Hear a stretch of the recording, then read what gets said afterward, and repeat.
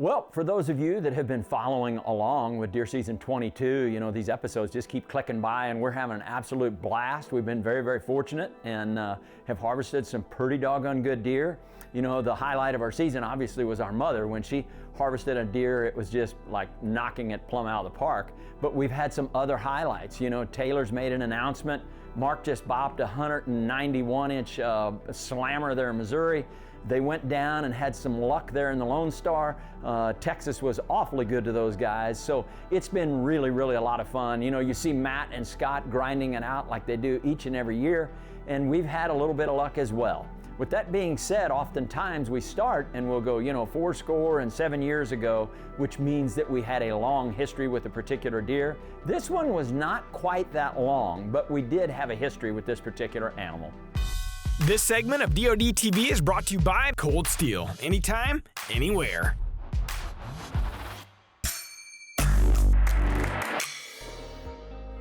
Well, this story somewhat began 2 years ago. Forrest and I were over in Illinois during the firearm season, and you know, we were sitting on a pretty doggone big alfalfa field, and we had Joe Buck and Jane Doe set out there. It was a crisp, cool morning. You could hear kind of the raindrops falling off the trees onto the top or to the roof of that muddy blind, and just sitting there enjoying the morning. And then all of a sudden we see a deer pop out, and little did we know at that time that he was going to be donning a new name.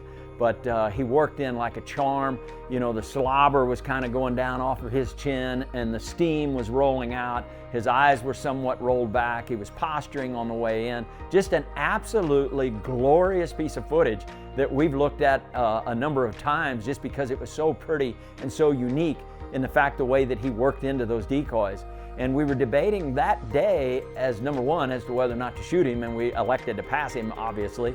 And then said, you know what, this deer could blow into a giant, but he just looked like an absolute steer or a Brahma bull the way he was built. His body was just unique in the fact that you don't see a lot of deer that are built like that.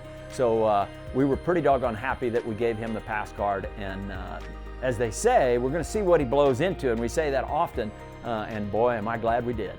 So after that encounter, that glorious morning, thus donning the name the Decoy Buck, and it stuck with him from that day forward.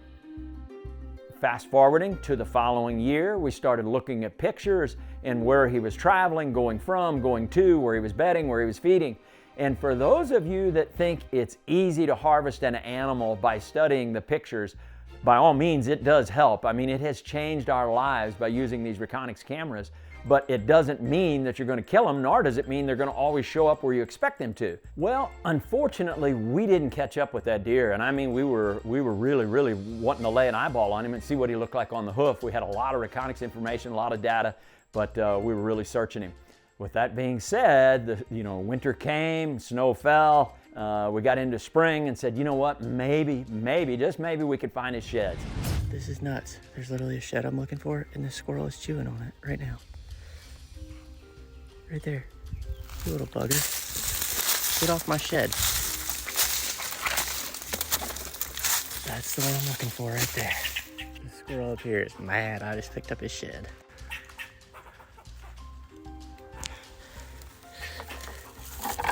Not anymore, big boy. Not anymore. Well, Forrest walks his legs off like he always does and puts on a lot of miles, and kaboom, found them both sides.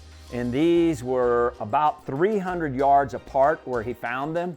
And it was probably 500 or 600 yards from where we were going to have an encounter with him. Little did we know that when he found these sheds, and they absolutely weigh a ton. I don't know what they weigh collectively, but we were tickled to death to find these two sides.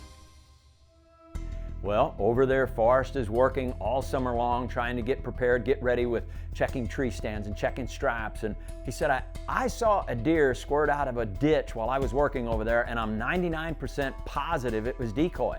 And I'll be doggone, he got one little bitty clip of footage of him, and we were pretty certain that it was him, and we were like, now we're talking. This deer is an absolute toad. We were trying to put the strategy together, the chess match together, and I mean, we were moving blinds just a few feet. And Ben and Forrest went over there and did just that. We were trying to get ready, saying, where did he frequent the most? Where do we have the highest odds of this deer showing up, and where do we think we can kill him? And the Reconyx pictures kept pouring in. And I mean, we were studying them religiously every morning, every night. You know, we get up early, we go to bed late. That's all we cared about. We're looking at those photos. Once again, it's a matter of implementing that plan. So we just continued hunting the same spot over and over and over again, because that's where he was frequenting. That's where the Reconyx pictures led us to. We said, if we sit here enough, there's a pretty good chance we're going to kill him. Well, one day I felt as though we were burning that spot just a little bit too much. I said, let's try another spot at the other end of the field. And lo and behold, that day we were sitting about 300 yards from where I said that we were going to sit every day, and we didn't. And doggone, who walks by there but Decoy? We got our first glimpse of him. It was just right before legal shooting hours were over, and we said, all right, here's one more piece to the puzzle. That was our target deer right there. And unfortunately, he would have walked just directly downwind of us if we'd have been in that blind, but it's all MRI, and he came out during daylight, which is good to know. So that one, he was literally 10 yards from the blind right there, so hopefully we'll run into him. So we said, okay, we got to get back to our original plan, original strategy. We're going to sit that spot and continue sitting there until one of these two shooters walks by there. DeerCast is giving away a hunt with Mark and Terry Drury, a tracker side-by-side, and a hawk box blind. Enter to win using the DeerCast app or DeerCast.com and get ahead of your game. We are rock and roll, ready to go. We're in the great state of Illinois. Brother Mark jammed another giant last night on his Missouri farm, which was pretty cool. 191-inch deer there in Missouri. That's a heck of an accomplishment. And he just continues to keep knocking them down. He and Wade and Perry and Taylor. So I know Matt and Scott are out this evening as well. So we got at least 3 or 4 crews running tonight. So hopefully somebody will have a little bit of luck. We got one deer that we're after, and he's been giving us the slip. He's been playing chess, we're playing checkers, we've been hopping around and not having much luck. So we'll see, maybe tonight will be a little different.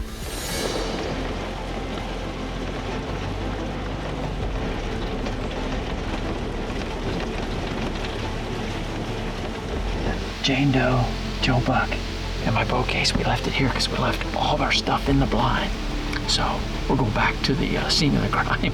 We didn't see much there this morning. We saw a couple small bucks, but we're gonna go back there and sit tonight. We got one deer in mind, and he's really been giving us a slip. So we're just kind of using historical data, Reconyx information from last year, and trying to catch up with him. So maybe tonight's the night.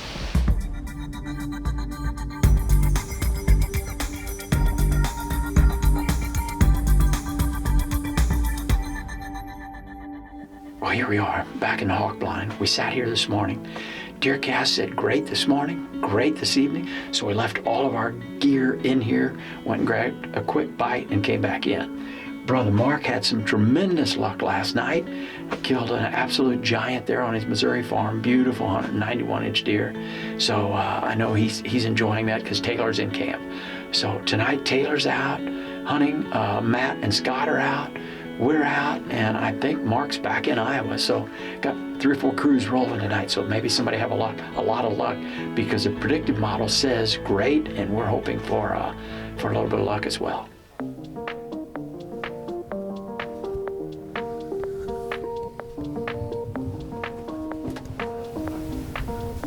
One little small buck back here behind us. We got 2 does, they're antlerless over here. We have another little small buck that's just back here in the timber of this ridge.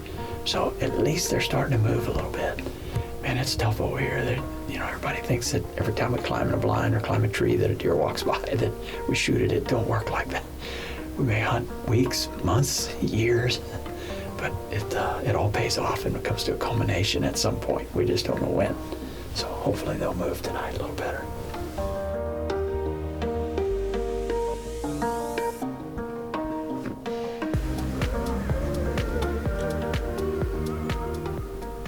Pretty.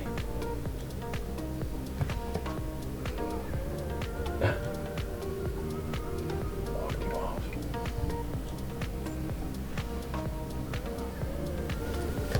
That's great stuff. This little guy thinks he's something.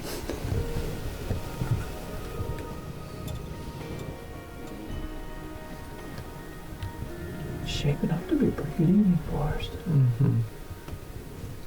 It's good stuff. Now this is the first real kind of rut action that we've seen, or just dog in here. And looking at those hawks, they're starting to get a little bit brown, so she may be coming in early. But that right there is what you kind of wait for. You wait for all season to see that kind of activity. So it's pretty cool to see it. We'll see what they do. Forrest, is that Decoy? Yeah, it is. Okay. We need to get moved around here, Forrest.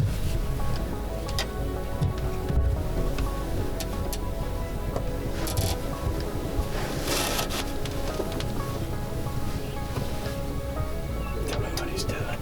He's walking over towards some other bugs.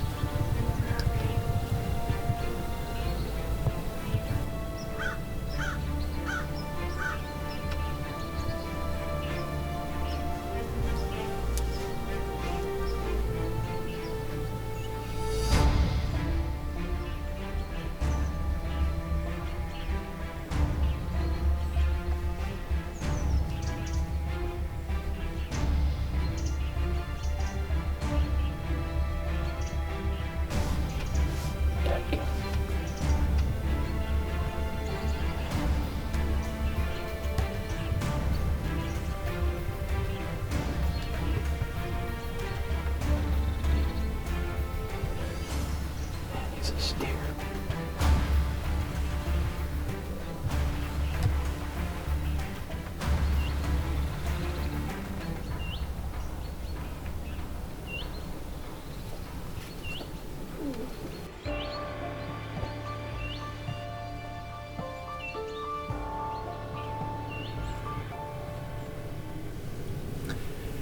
One of our target deer, DeerCast, had great tonight, and we've not laid an eye on him in a couple, 2 or 3 years, so he's out here. I just pray he comes this way.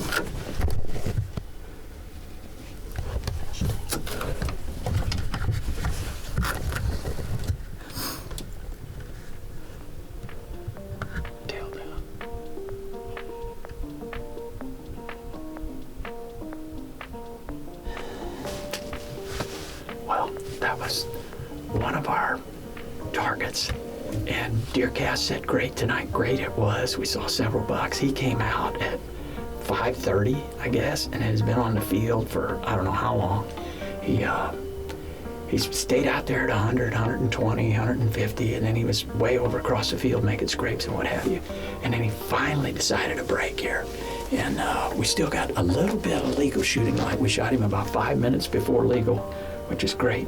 So we're in pretty good shape. It was back a little bit, and he's quartering too slightly. I think it got liver and maybe gut, or it might have got one lung and liver. So we're gonna give him some time. We're gonna go back and look at it and say a good prayer tonight to the good Lord above, and hopefully we can find him. It's a good buck. It's a really good deer. It's a deer we call Decoy. Had an encounter with him 2 years ago on this field, and man, he blew into a giant. So hopefully we'll find him. Here's where he was standing, right here. You can see. Yeah. This tree. Oh, look at there. I see a white. That's him right there. Give me some, buddy. Look at that.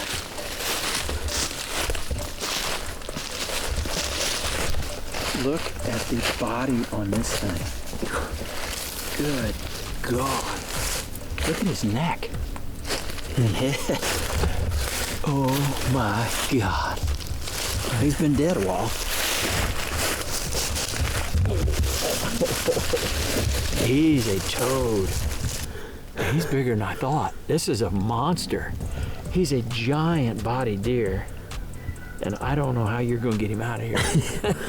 We'll find a way. Oh, man. Knew he was big, just didn't know how big he was. You know, pictures sometimes don't always do justice to the animal until you get, until you get to lay an eyeball on him next to another deer. And when he first came out onto the field and we glassed him over there, I told Forrest, I said, is that Decoy? Because it was, he was off 250 yards or something like that, and he goes, yep, I believe it is. And then when he came out to where we could actually get a look at him, I was like, oh my goodness, look at the body on that thing. It looked like a Brahma bull or a steer. And by golly, he's an absolute toad, absolute giant. Well, he is officially and legally tagged. Bingo. Here I sit behind this ginormous toad. This thing is an absolute beast. And, in the, 50 some years of hunting, 55, this is probably one of the largest, if not the largest deer I've ever harvested body-wise. I don't know what he's going to field dress, but it's scary. He's going to be in that 230, 240 range field dressed, I do believe, because it was all we could do to get him loaded up. But what a deer and what a story. I mean, here's a deer that we had an encounter with 2 falls ago.